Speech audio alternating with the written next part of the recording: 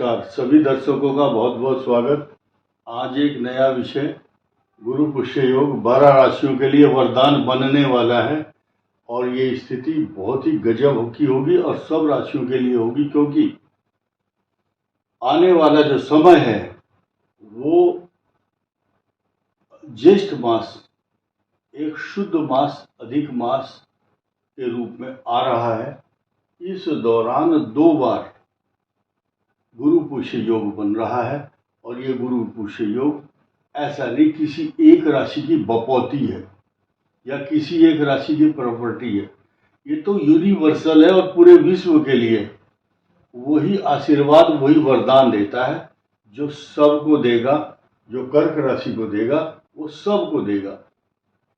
इस संसार में 2 राशि है बड़ी इंपॉर्टेंट, कर्क और सिंह। दोनों राशियों को दोनों राशियों का स्वामी एक एक ग्रह है, बाकी सब राशियों के स्वामी 2-2 हैं और दोनों एक साथ हैं।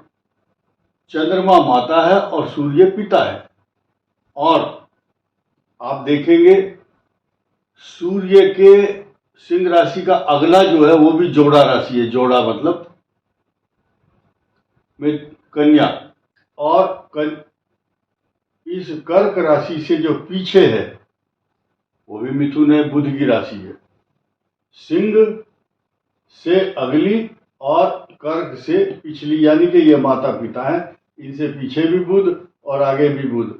उसके पीछे फिर जाइए, फिर शुक्र और इसके तीसरे नंबर पर भी शुक्र।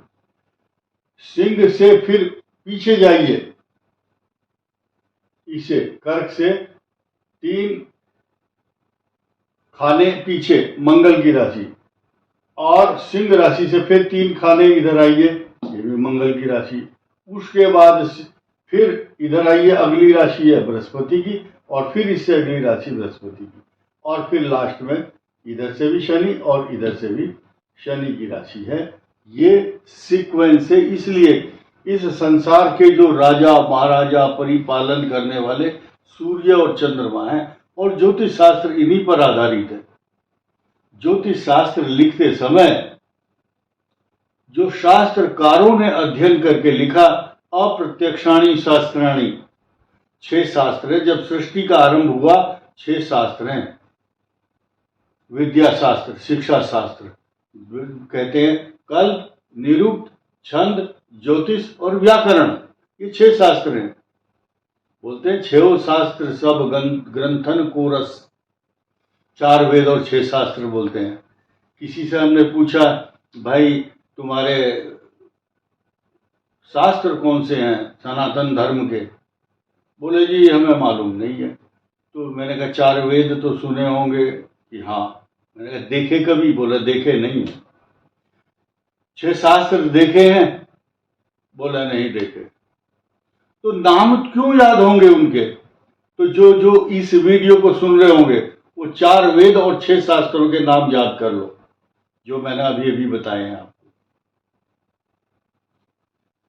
तो ये जो लिखा है, अप्रत्यक्षाणी शास्त्राणी विवादस्तेषु केवलम प्रत्यक्षम ज्योतिषम शास्त्रम चंद्रार्कौ यत्र साक्षिणौ।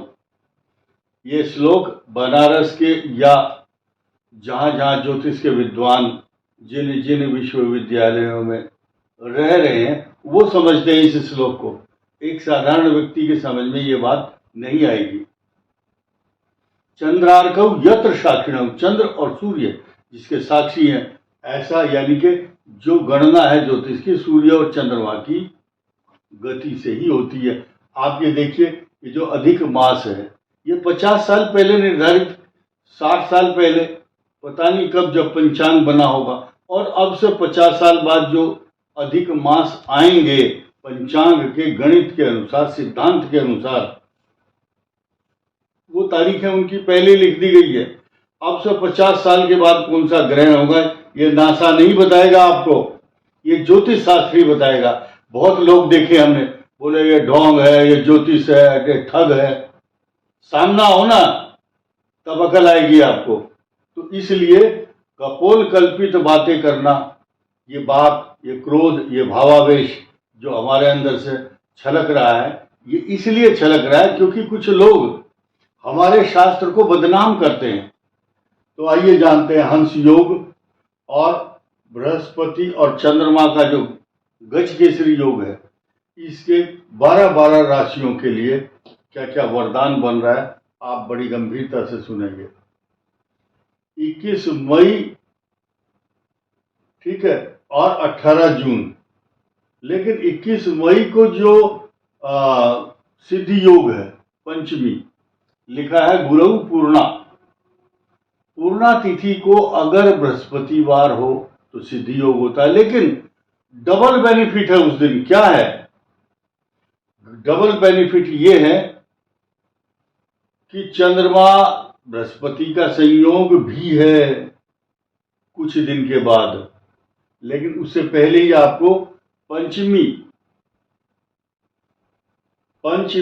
और सिद्धि योग और बृहस्पतिवार सारे संयोग, और ठीक एक हफ्ते के बाद, 10 दिन के बाद बृहस्पति ऑटोमेटिकली वहां पर आ जाते हैं। 18 जून को जो स्थिति होगी, पहले से ही बृहस्पति का आगमन चंद्र के साथ मिलकर के गज केसरी योग तो बनाएंगे ही, और साथ ही साथ हंस योग भी बनाएंगे।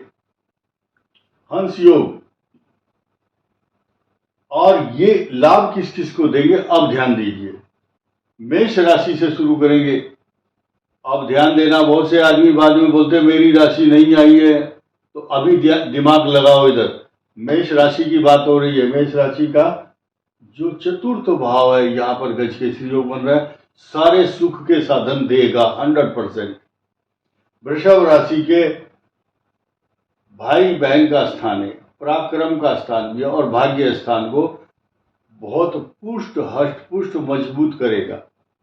मिथुन के लिए ये द्वितीय भाव है, धन कुटुंब वाणी, सोना चांदी सब कुछ प्राप्त होगा मिथुन राशि को। लिख लो कागज पर। अब कर्क के ऊपर तो ये सजी हुई बारात, सबसे बड़ा आयोजन ये कर्क राशि के प्रांगण में ही हो रहा है।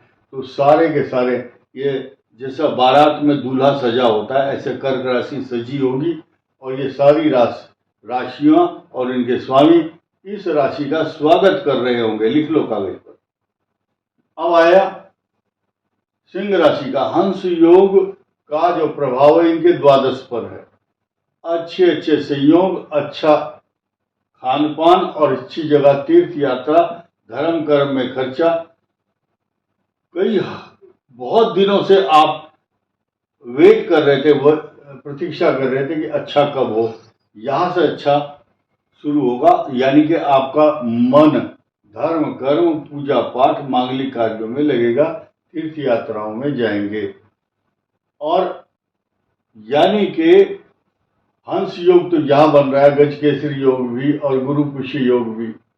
लेकिन ये कन्या राशि के लिए तो जितनी आनंद कर्क राशि पर था, उससे कई हजार गुना कन्या राशि पर भी होगा।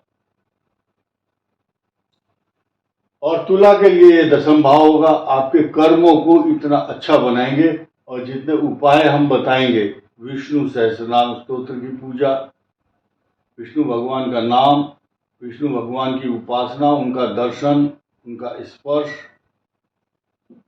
और भगवान श्री विष्णु जी के दर्शन, शंख चक्र पद्म वन मालाओं से विभूषित भगवान विष्णु का दर्शन, या जिनके पास मूर्ति नहीं तो ध्यान कीजिए। अंतःकरण में किया हुआ ध्यान, आपके अंदर भगवान आ जाएंगे। भीतर गया, भगवान का जो ध्यान है भीतर गया, तो ऐसा आदमी बोलता है मैं भी तर गया।